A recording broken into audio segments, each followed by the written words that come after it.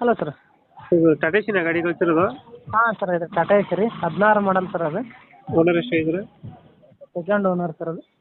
Documents ಎಲ್ಲ insurance F C sir, lapse ಆಗ್ಯಾವ ರೀ. ಇದನ್ನು ಮಾಡಿಸ್ಕೊಡ್ತೀರಾ ಹಂಗೆ ಕೊಡ್ತೀರಾ? ಇಲ್ಲ ಸರ್, ಗಾಡಿ ಹಂಗೈತೆ ಹಂಗೆ ಸರ್. ಇವಾಗ ಗಾಡಿ ಇಂಜಿನ್ ಕೆಲಸ ಮಾಡಿ 1 ವರ್ಷ ಆಯ್ತು ಸರ್ ಈಗ. ಹಾಂ. ಹಿಂದು ಟಯರು 80% ಅದ ಸರ್, ಮುಂದೆ ಟಯರು ಒಂದು 30% ಅದಾವೆ ರೀ. ರನ್ನಿಂಗ್ ಎಷ್ಟಾಗಿದೆ ಗಾಡಿ?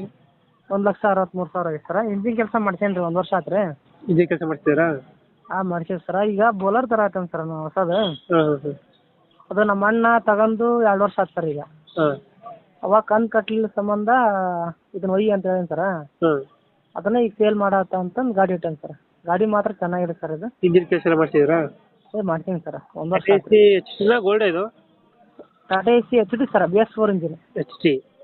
ಹಾಂ ಸರ್. ಎಷ್ಟು ಕೊಡ್ತಾನೆ ಮೈಲೇಜ್ ಗಾಡಿ?